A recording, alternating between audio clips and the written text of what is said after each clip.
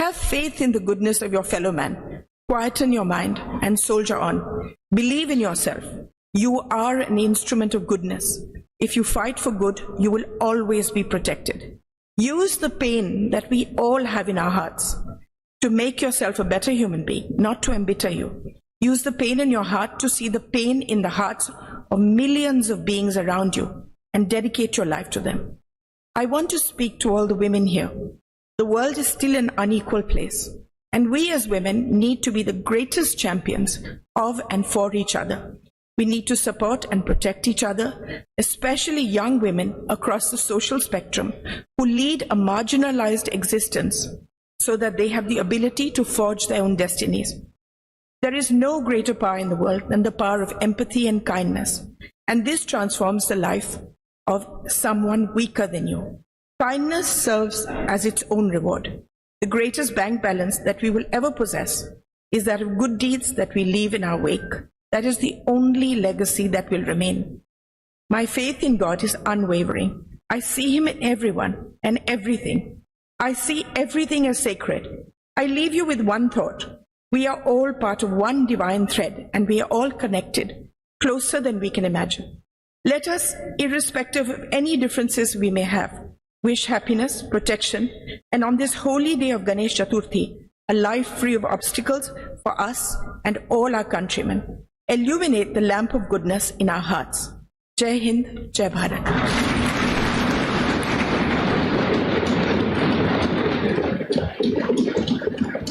बहुत बहुत धन्यवाद मैम। आपने बिल्कुल सही कहा। ये वो देश है जहां बेटियां आगे बढ़ती हैं। ये वो देश है जहां परंपराओं के साए में आधुनिकता पनपती है। ये वो देश है वसुधैव कुटुंबकम, जिसका नारा है विश्वगुरु भारत, ये देश हमारा है। अब मेरा सादर अनुरोध लोकसभा में सबसे बड़े विपक्षी दल के नेता श्री अधीर रंजन चौधरी जी से कि वे अपना संबोधन प्रस्तुत करें।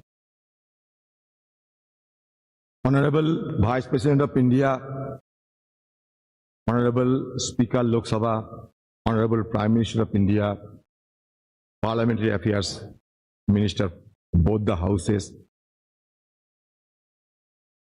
opposition leaders, Kharge ji, all my senior leaders and distinguished, esteemed colleagues of both Lok Sabha and Rajya Sabha.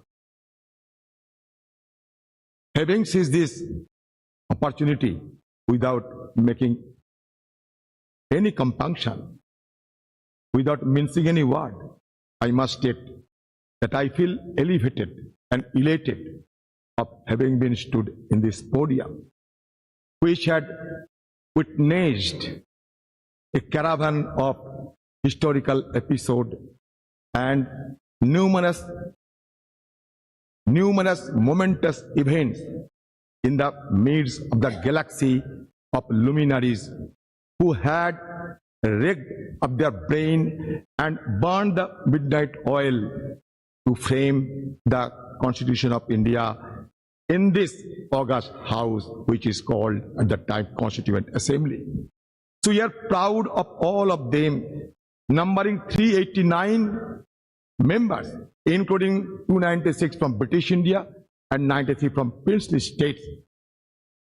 In this house also, in this house, in the year 1947, 22nd January, the objectives resolution numbering 8 was passed, was adopted, which was proposed by Jawaharlal Nehru ji also, which had inspired the shaping of our constitution in subsequent stages also.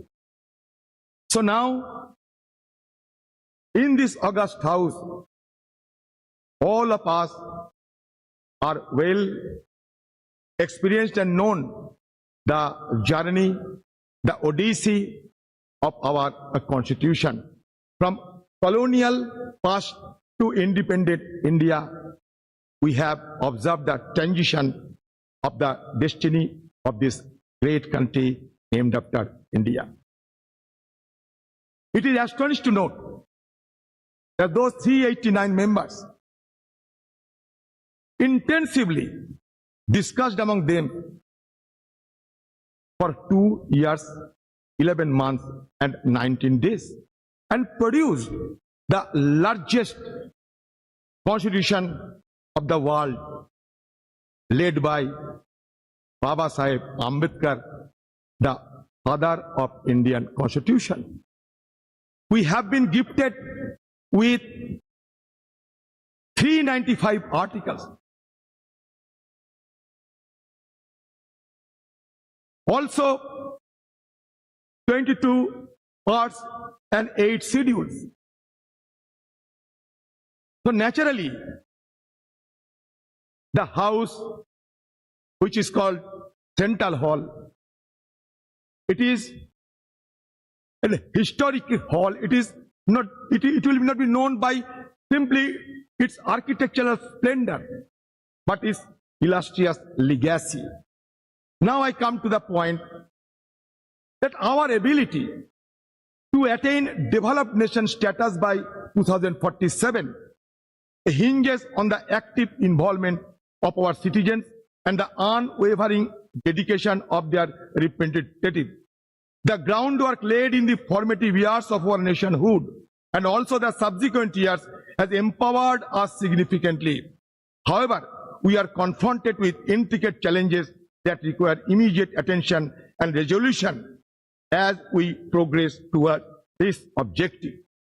I don't have any idea of what is called and how a country to be recognized as a developed country by any designation. I don't have any idea of any global consensus is existed or not, because when you see other developed countries, among the various key determinants, one determinant is always followed, that is Human Development Index. And insofar as Human Development Index, India has been lagging behind and we are ranked 131 out of 189 countries. At present, disconcerting reports reveal that the top 10% of India's population controls a staggering 77% of nation's total wealth. In 2017, a staggering 73% of wealth generated has reportedly gravitated towards the wealthiest 1%, while staggering 670 million Indians constituting the poorest half of the population saw their wealth increase by a mere 1%. This stark disparity presents a crucial challenge in ensuring that millions of people living below the poverty line have access to fundamental necessities like food, shelter and healthcare, a prerequisite for advancing towards developed nation status. While India boasts of a sizable youth population, high unemployment rates pose a significant hurdle to leveraging this demographic advantage. Addressing this challenge is paramount, necessitating a concerted focus on job creation and the encouragement of entrepreneurship. It is essential to enable India's youthful population to contribute substantially to the country's economic growth and development. Despite India being the world's 5th largest economy, our per capita GDP falls far behind that of developed nations. Tackling this economic growth challenge requires pro-growth government policies, maintaining low inflation, reducing interest rates, alleviating unemployment, fostering a skilled workforce, bolstering purchasing power, stimulating demand, and enhancing the healthcare and education sector. India must prioritize the development of a globally competitive, labor-intensive manufacturing sector capable of generating significant employment opportunities. In sum, addressing the pressing issue of high youth unemployment is a pivotal step for India's march toward developed nation status by 2047. I am impatient. I do not want to vote till 2047. Why not before 2047? To realize the vision of becoming developed nation, India must pursue a growth trajectory that is both comprehensive and sustainable. Economic growth must be all-inclusive, benefiting every citizen. An overarching focus on human development, encompassing access to healthcare, education and essential services must be implemented holistically. The challenge of transforming India into a developed nation by 2047 are substantial, encompassing poverty, infrastructure deficit, and environmental sustainability. By implementing a holistic strategy that encompasses infrastructure development, attraction of investment, enhancement of education, promotion of innovation, social welfare, environmental conservation, paying emphasis on manufacturing and integration of technology, India can pave the way for its emergence as a developed nation. It is only with unwavering determination, collective commitment that the country can realize this visionary goal and unlock its potential on the global stage. I will conclude by saying that धरती सिखाते हमने सबको बोझ उठाना, गगन सिखाते हमने ऊपर उठते जाना, सूरज की लाली से सीखा जग आलोकित करना, चंदा की किरणों से सीखा सबको पीड़ा हरना, पर्वत ने सिखाए हमने दृढ़ संकल्प बनाना, नदी सिखाए हमने आगे बढ़ते जाना, सागर की लहरों ने सीखा सुख सहे जाना, और तूफान ये सिखलाते हैं आफत में ना घबराना और आफत से टकराना। हम चाहते हैं कि ये separation of power should be maintained in a judicious manner and also in presence of all the guiding light of our country. I must suggest that India is not a homogeneous society, rather it is a heterogeneous society. But now the need of the hour is to maintain the harmonious society. With this word, I am concluding my speech. Thank you. Jai Hind, Bande Mataram. धन्यवाद sir.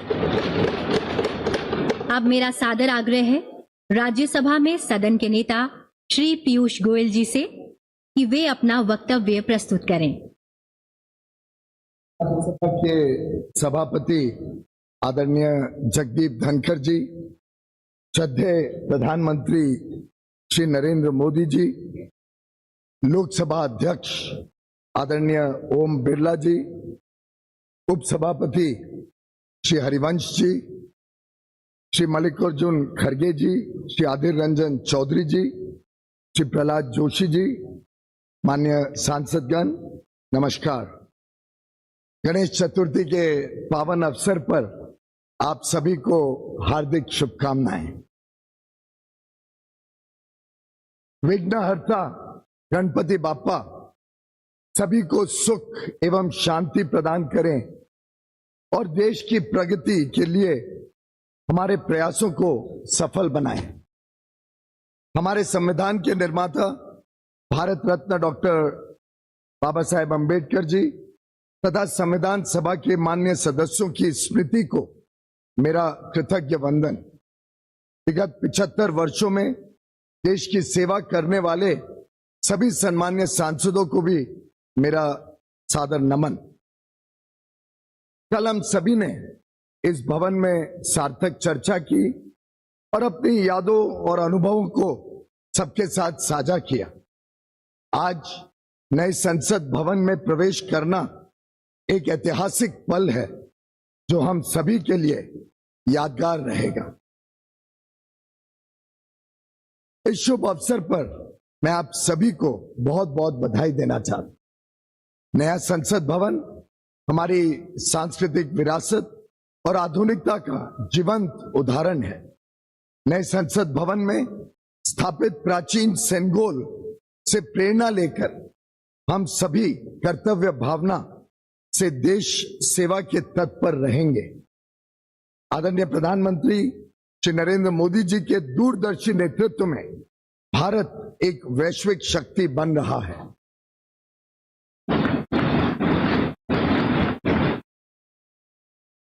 नया संसद भवन अपने विशाल और सुंदर स्वरूप में एक नए विश्वास से भरे आत्मनिर्भर भारत का पहचान बनेगा। पार्लियामेंट हमेशा से एकता का प्रतीक रहा है। यह हमारे संविधान के मूल्यों की सुरक्षा करता है जो विभिन्न भाषाओं, संस्कृतियों और परंपराओं के बावजूद हमें एक राष्ट्र के रूप में बांधने का काम करता है। यहाँ अनुभव का ज्ञान और युवाओं की ऊर्जा मिलकर 140 करोड़ देशवासियों के उज्जवल भविष्य को आकार देने का काम करते रहेगी। और मैं समझता हूं आज का दिन एक सकारात्मक सोच के साथ आगे बढ़ने का है। कई सारे विषय रहे, आजादी के बाद कई सारे चुनौतियां रही, शायद कई सारी चुनौतियां समय पे अगर समाधान कर दिया होता तो और जल्दी 2047 के पहले भी देश विकसित बन जाता। पर हमारे पास जो वर्ष मिले, जो काम करने का, देश ने सेवा करने का मौका दिया, उसमें जो अभूतपूर्व प्रगति देश ने देखी है, मैं समझता हूं इसको आगे लेकर इस देश को नई ऊंचाइयों तक माननीय प्रधानमंत्री नरेंद्र मोदी जी के नेतृत्व में हम सब मिलकर काम करेंगे। लक्ष्य बड़ा है, राह कठिन है, पर मुझे पूरा विश्वास है संसद में जो जनप्रतिनिधि बैठेंगे वे अपने दायित्वों का पूर्ण निष्ठा से निर्वहन करेंगे और अमृत काल में एक समृद्ध, सशक्त और विकसित भारत के सृजन का आधार बनेंगे। बहुत बहुत धन्यवाद। भारत माता की जय। सादर धन्यवाद सर। अब मेरा सादर अनुरोध राज्यसभा में नेता प्रतिपक्ष श्री मल्लिकार्जुन खड़गे जी से कि वे अपना संबोधन प्रस्तुत करें।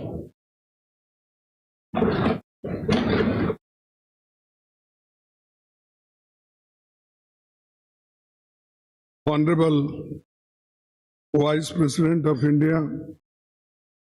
Honorable Prime Minister, Honorable Speaker Lok Sabha, Honorable Leader of the Rajya Sabha, Honorable Sri Hadiranjan Chaudhary ji, Honorable Minister of Parliamentary Affairs, Honorable Members of Parliament, and all the respected leaders.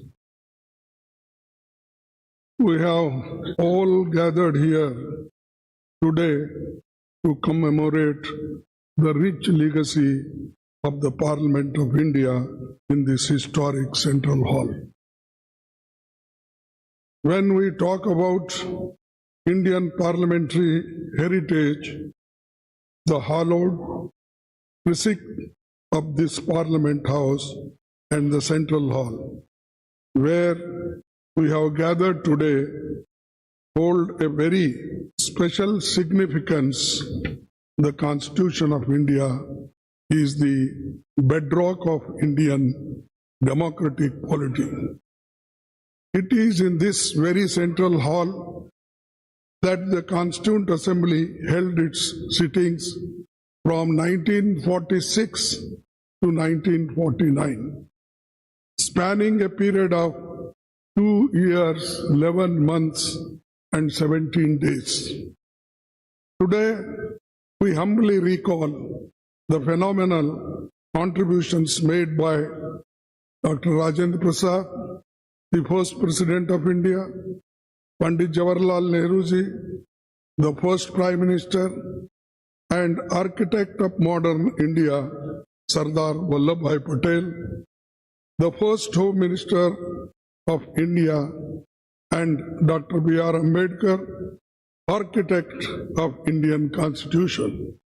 It is also an occasion to recall with gratitude the contributions of Sri G.V. Malvankar, Dr. Sarvapalli Radhakrishnan, and also acknowledge the collective contribution by members of the Constituent Assembly, Provisional Parliament, and first and all subsequent Lok Sabha. This Central Hall was witness to Pandit Nehru's tryst with destiny speech on the eve of India's independence. And yesterday, the Prime Minister also mentioned this in his speech.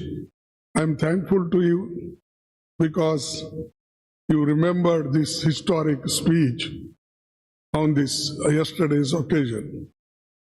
Sir, the India's independence during his speech, Pandit Nehruji inter alia stated, which I quote, long years ago, we have made a tryst with destiny, and now the time comes when we shall redeem our pledge, not wholly or in full measures, but very substantially.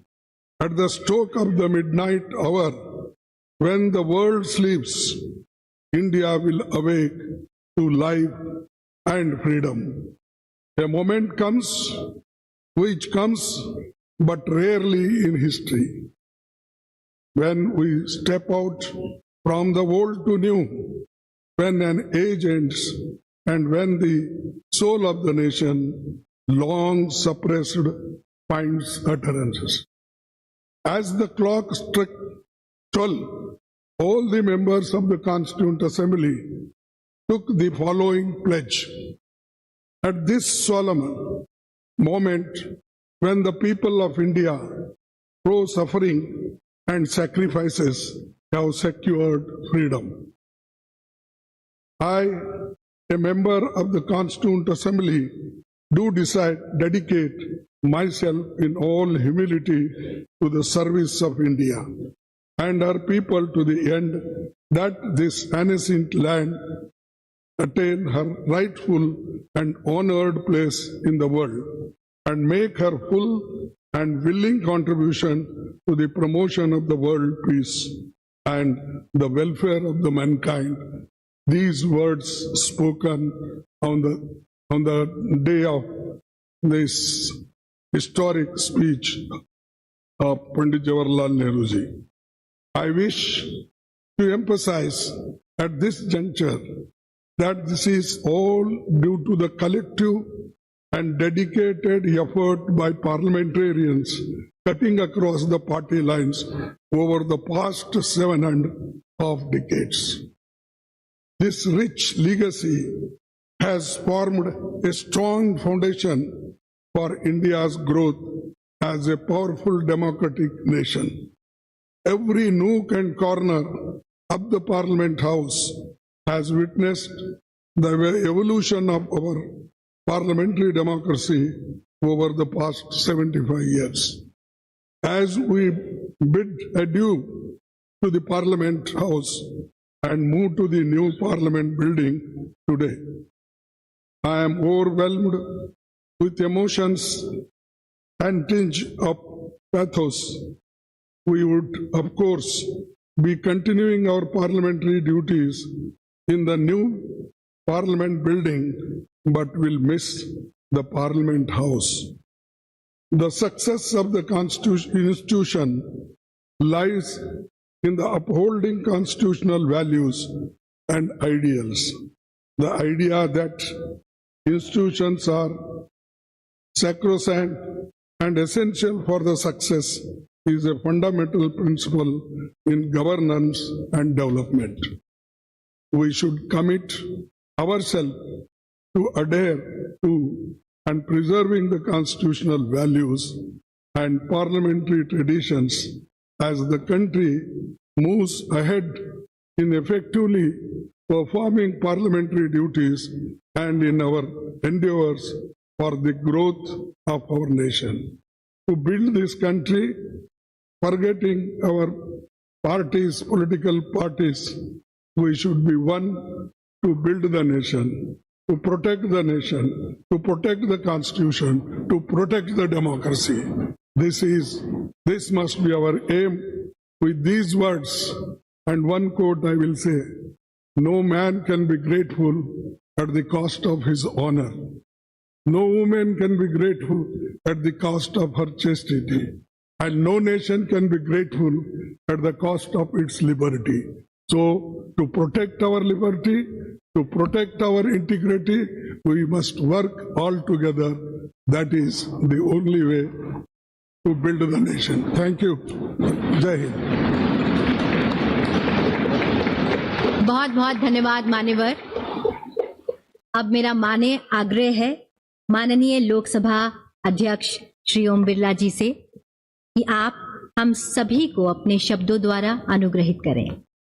माननीय उपराष्ट्रपति जी, माननीय प्रधानमंत्री जी, राज्यसभा में सदन के नेता, संसदीय कार्य मंत्री जी, प्रतिपक्ष के नेता, लोकसभा में सबसे बड़े दल के नेता, सभी माननीय मंत्रीगण, सभी माननीय संसद सदस्यगण, आज संसद भवन के इस ऐतिहासिक कक्ष में जो हमारी देश की आजादी का साक्षी रहा, जो संविधान निर्माण का साक्षी रहा, जिसमें अनेक परिवर्तन एवं ऐतिहासिक निर्णय हुए, इसी केंद्रीय कक्ष में माननीय राष्ट्रपति जी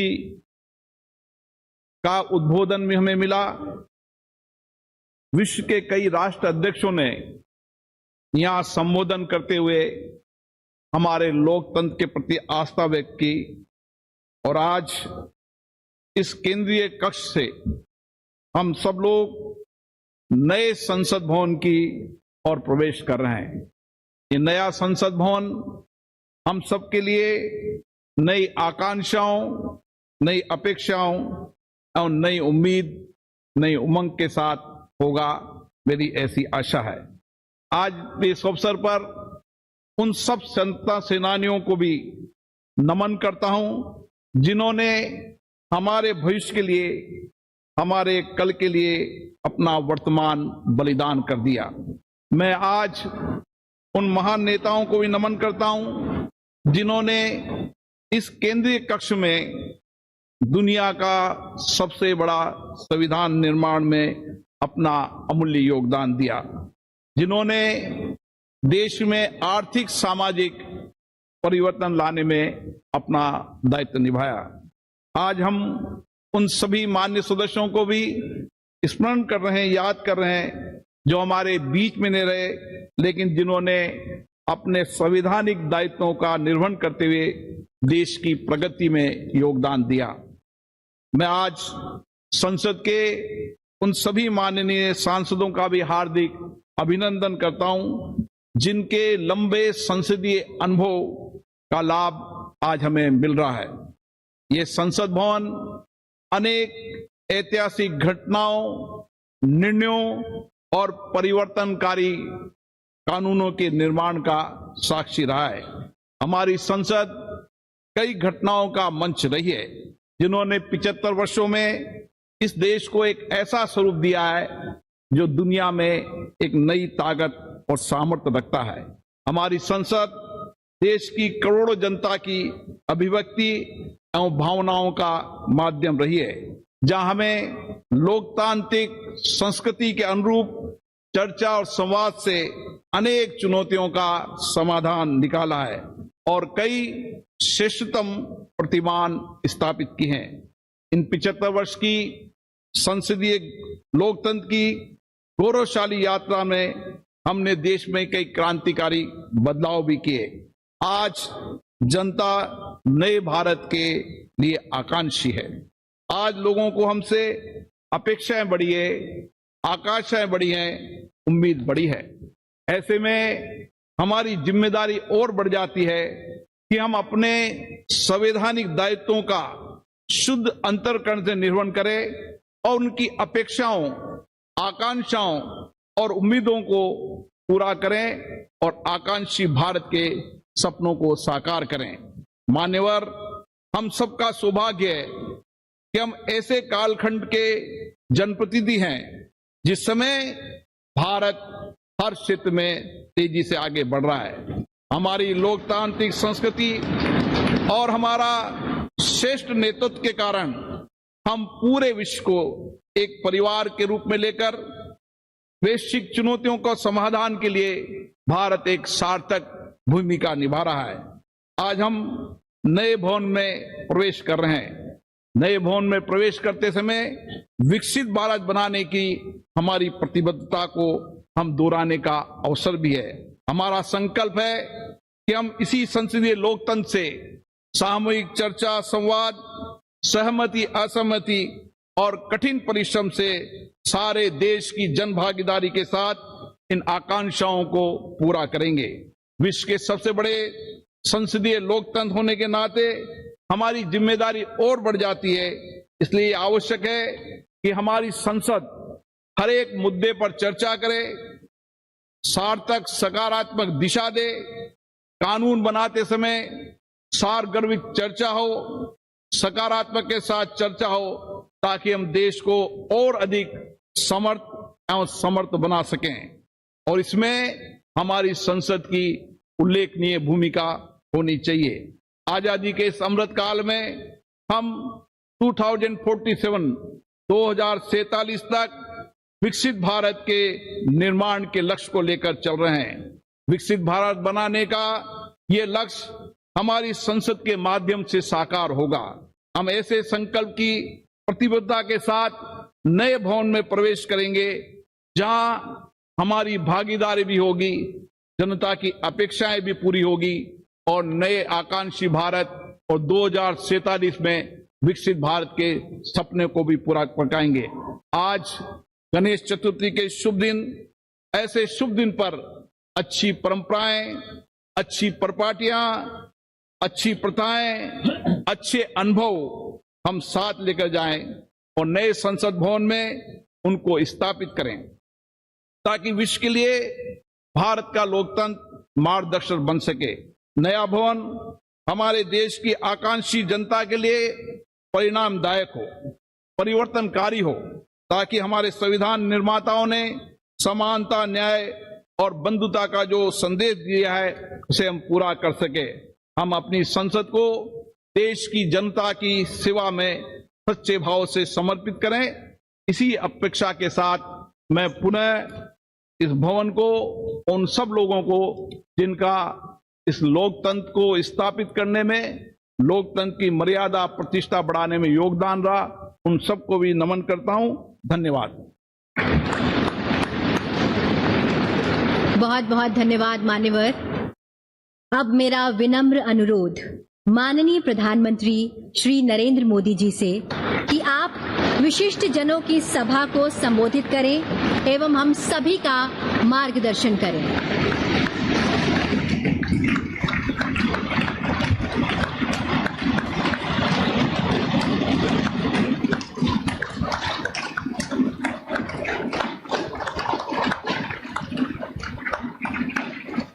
आदरणीय उपराष्ट्रपति जी, आदरणीय स्पीकर महोदय, मंच पर विराजमान सभी वरिष्ठ महानुभाव और 140 करोड़ देशवासियों के प्रतिनिधि, सभी माननीय सांसदगण, आपको और देशवासियों को गणेश चतुर्थी की अनेक अनेक शुभकामनाएं।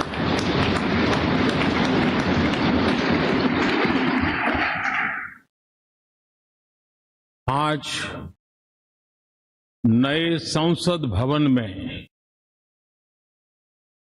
हम सब मिलकर के नए भविष्य का श्री गणेश करने जा रहे हैं।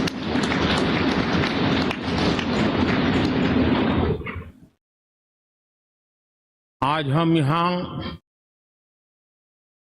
विकसित भारत का संकल्प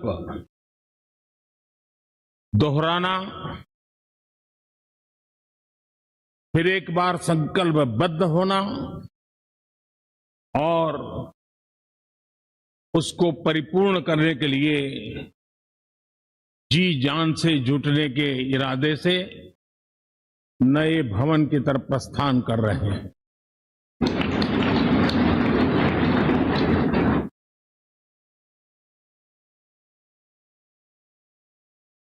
सम्माननीय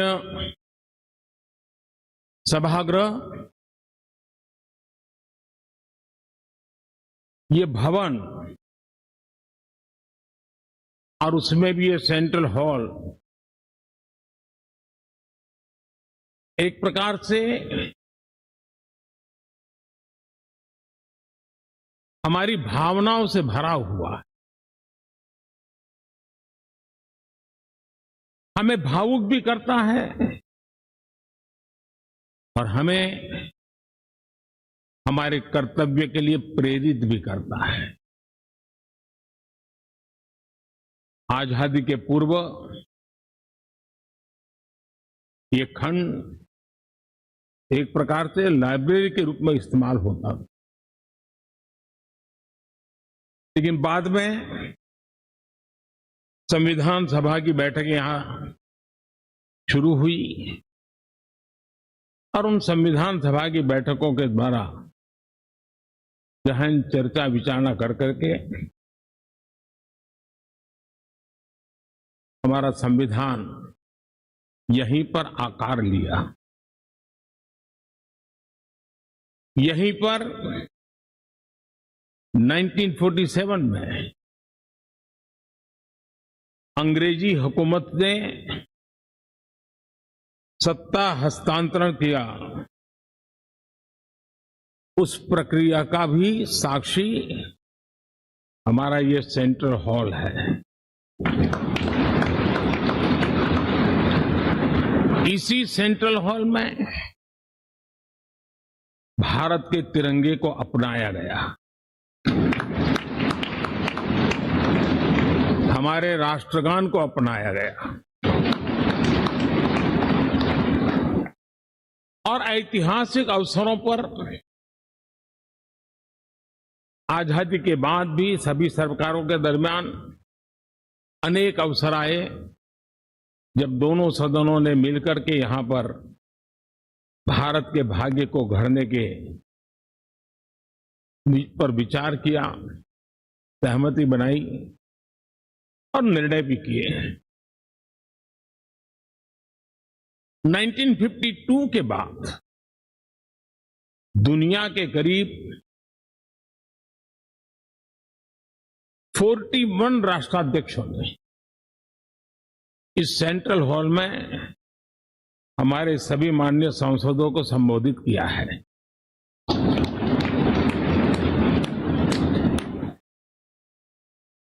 हमारे राष्ट्रपति महोदयों के द्वारा 86 बार यहां संबोधन किया गया है।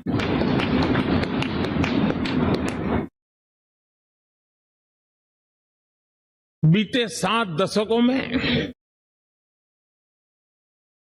जो भी साथी इन जिम्मेवारियों से गुजरे हैं, जिम्मेवारियों को संभाली है, अनेक कानूनों, अनेक संशोधन और अनेक सुधारों का हिस्सा रहे हैं।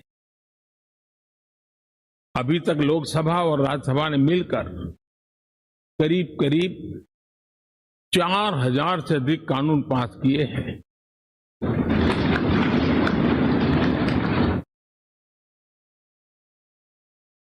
और कभी जरूरत पड़ी तो ज्वाइंट सेशन के माध्यम से भी कानून पारित करने की दिशा में रणनीति बनानी पड़ी और उसके तहत भी दहेज रोकथाम कानून हो, बैंकिंग सर्विस कमीशन बिल हो, आतंक से लड़ने के लिए कानून हो, ये संयुक्त सत्र में पास किए गए हैं, इसी गृह में पास किए। इसी संसद में मुस्लिम बहन बेटियों को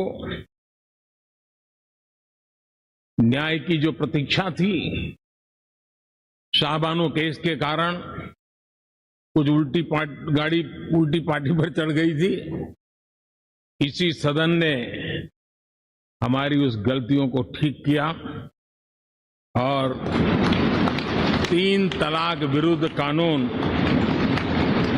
हम सब ने मिलकर के पारित किया। संसद ने बीते वर्षों में ट्रांसजेंडर को न्याय देने वाले कानूनों का भी निर्माण किया। इसके माध्यम से हम ट्रांसजेंडर के प्रति सद्भाव और सम्मान के भाव के साथ उनको नौकरी, शिक्षा, स्वास्थ्य, बाकी जो सुविधाएं हैं एक गरिमा के साथ प्राप्त कर सके, इसकी दिशा में हम आगे बढ़े। हम सभी ने मिलकर हमारे दिव्यांग जनों के लिए भी उनकी जरूरतों को देखते हुए, उनके एस्पिरेशन को देखते हुए ऐसे कानूनों का निर्माण किया जो उनके लिए उज्जवल भविष्य की गारंटी बन रहे हैं। आर्टिकल 370 हटाने से लेकर वो विषय ऐसा रहा जो शायद ही कोई दशक ऐसा होगा कि चर्चा न हुई हो, चिंता न हुई हो और मांग न हुई हो। आक्रोश भी व्यक्त हुआ, सभागृह में भी हुआ, सभागृह के बाहर भी हुआ। लेकिन हम सबका सौभाग्य है कि हमें सदन में आर्टिकल 370 से मुक्ति पाने का, अलगाववाद, आतंकवाद के खिलाफ लड़ाई लड़ने का एक बड़ा महत्वपूर्ण कदम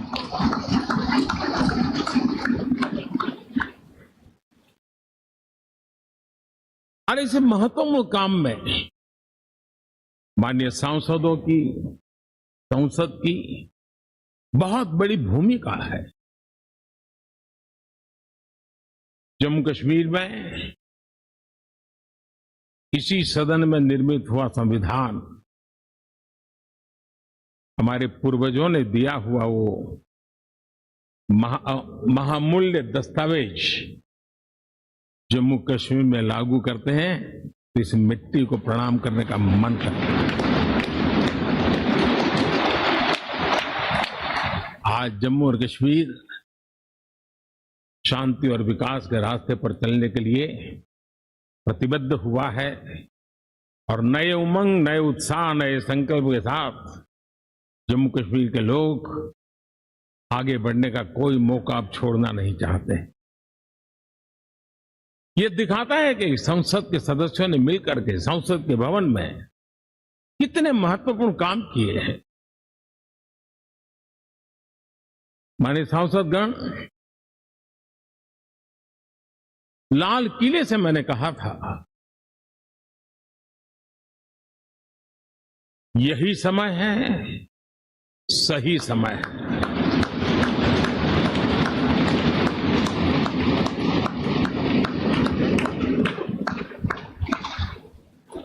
एक के बाद एक घटनाओं की तरफ हम नजर करेंगे। हर घटना इस बात का गवाह दे रही है कि आज भारत एक नई चेतना के साथ पुनर्जागृत हो चुका है।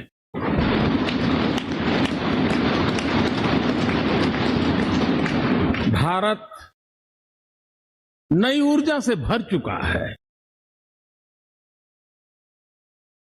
यही चेतना, यही ऊर्जा इस देश के कोटि कोटि जनों के सपनों को संकल्प में परिवर्तित कर सकती है और संकल्प को परिश्रम की पराकाष्ठा कर करके सिद्धि तक पहुंचा सकती है। ये हम देख सकते हैं।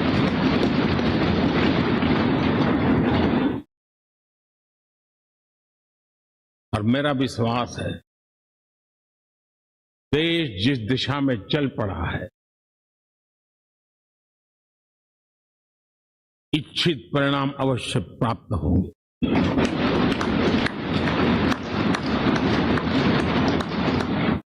हम गति जितनी तेज करेंगे, परिणाम उतने जल्दी मिलेंगे।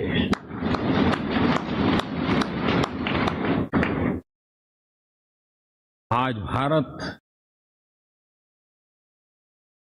5वीं अर्थव्यवस्था पर पहुंचा है, लेकिन पहले 3 में पहुंचने के संकल्प के साथ बढ़ रहा है।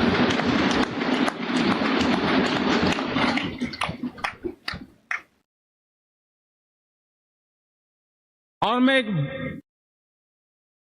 जिस स्थान पर बैठा हूं, जो जानकारियां प्राप्त होती है उसके आधार पर विश्व के गणमान्य लोगों से बातचीत करता हूं, उसके आधार पर मैं बड़े विश्वास से कह रहा हूं, हम में से कुछ लोगों की निराशा हो सकती है, लेकिन दुनिया आश्वस्त है कि भारत टॉप 3 में पहुंच के रहेगा।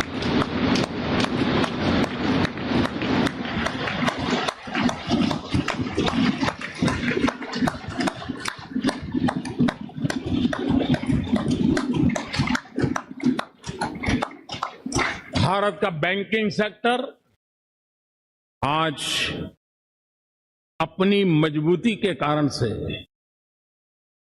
फिर एक बार दुनिया में सकारात्मक चर्चा का केंद्र बना हुआ है।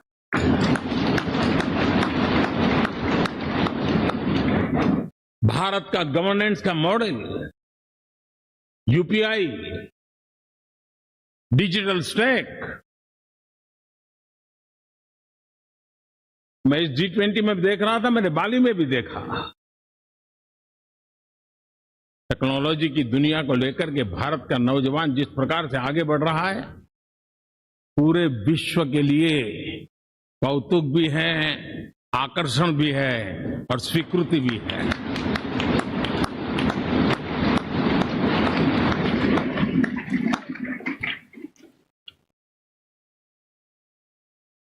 हम सब उस ऐसे कालखंड में हैं, मैं कहूंगा हम लोग एक भाग्यवान लोग हैं।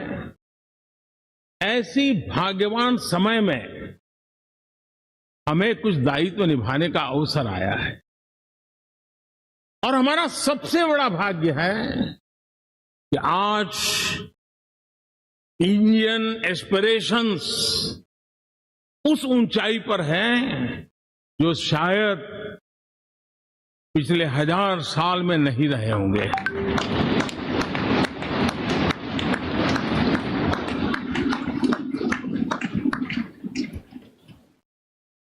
गुलामी के जंजीरों ने उसके एस्पिरेशंस को दबोच के रखा।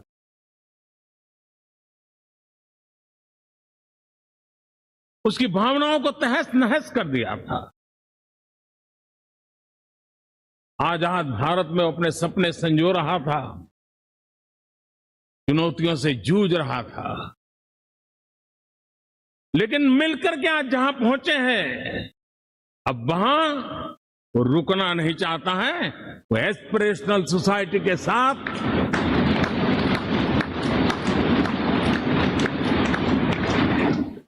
नए लक्ष्य गढ़ना चाहता है।